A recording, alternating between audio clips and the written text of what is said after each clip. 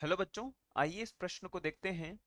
यद्यपि H की तुलना में F अधिक ऋण विद्युतीय है, NH3 का परिणामी द्विध्रुव आघूर्ण NF3 की अपेक्षा काफी अधिक है। इसे इस रूप से व्यक्त किया जा सकता है और इनसे संबंधित हमें यहाँ पर संरचनाएं दी गई हैं और हमें बताना है कि इनमें से कौन सा विकल्प है जो इस प्रश्न की अवधारणा के लिए बिल्कुल उपयुक्त है। विकल्प ए दिया हुआ है। ए नाइट्रोजन का एकाकी युग्म NF3 के द्विध्रुव आघूर्ण का विरोध करता है, जबकि इसे NH3 के द्विध्रुव आघूर्ण में जोड़ा जाता है। बी की यदि हम बात करें, NF3 के सभी द्विध्रुव समान दिशा में होते हैं। यदि हम सी के विषय में बात करें, NH3 के सभी द्विध्रुव विपरीत दिशा में होते हैं।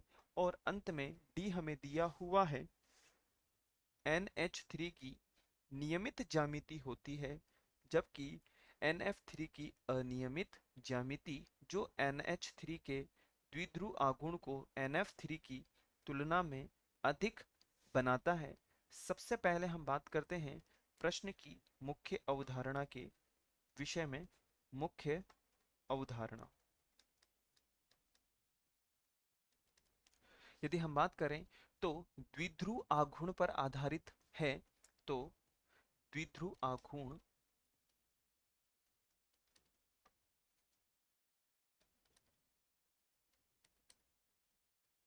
संरचना या द्विध्रुव आघूर्ण की संरचना। अब हम जानते हैं कि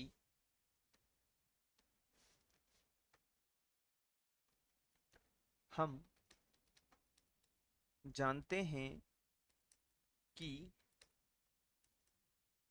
द्विध्रुव आघूर्ण कम विद्युत ऋणी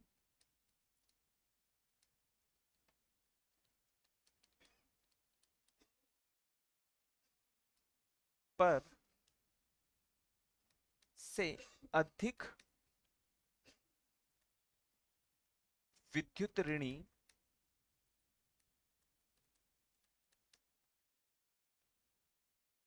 परमाणु की तरफ परमाणु की तरफ होता है। अतः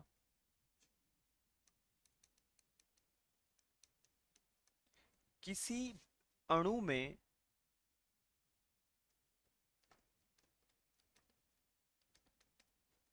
सभी परमाणु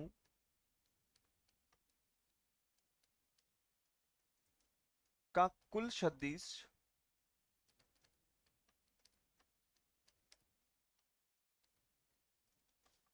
योग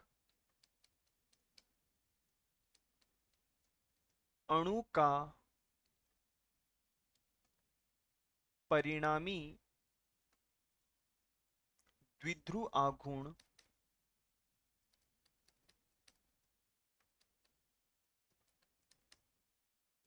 में बटा होता है। में बटा होता है। अब हम बात करते हैं कि NH3 और जो हमें यहाँ पर NF3 की जो संरचना दी हुई है उसके विषय में।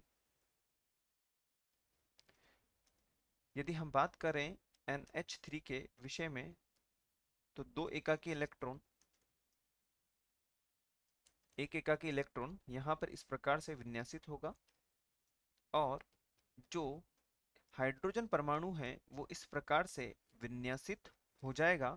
और यदि हम बात करें सदिश योग के विषय में, तो हम जानते हैं कि इसमें एक ही दिशा होगी। तो तीरों का जो चिन्ह होगा या हम बात करें इनकी जो निशान होंगे वो एक ही दिशा में होंगे। और यदि हम बात करें अब NF3 के विषय में, यहाँ पर भी एकाकी इलेक्ट्रॉन इस प्रकार से विन्यासित होगा और यहाँ पर फ्लोरीन इस प्रकार से विन्यासित होगा, परंतु यहाँ पर जो योग होगा वो विपरीत दिशा में होगा और इसकी दिशा ऊपर की तरफ होगी। अतः हम कह सकते हैं कि हम कह सकते हैं कि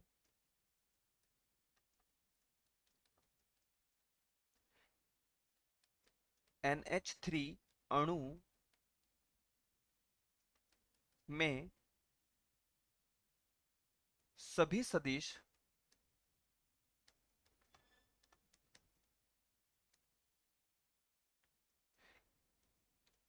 की दिशा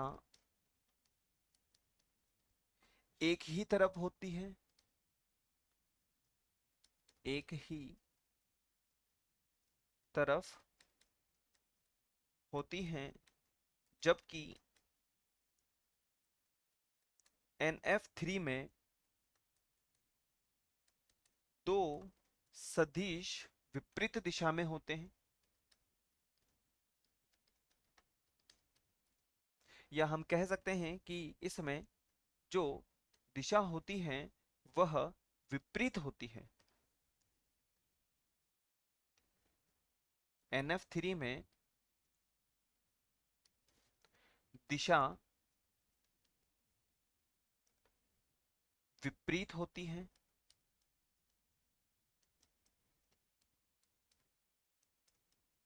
अतः इसका कुल द्विध्रुव आघूर्ण घट जाता है। इसका जो द्विध्रुव आघूर्ण होगा वह घट जाता है। अब हम बात करते हैं विकल्प के विषय में। जो हमें दिया हुआ है ए, नाइट्रोजन का एकाकी युग्म NF3 के द्विध्रुव आघूर्ण का विरोध करता है, जबकि NH3 के द्विध्रुव आघूर्ण में जुड़ा होता है। और हमें यहाँ पर दिखाई दे रहा है कि NF3 में जो द्विध्रुव आघूर्ण है वो ऊपर की दिशा में है, अतः वह विरोध कर रहा है, विरोधात्मक स्थिति में है। और यदि NH3 की विषय में यदि हम बात करें तो वह यहाँ पर एक ही दिशा में उपस्थित है। अतः विकल्प ए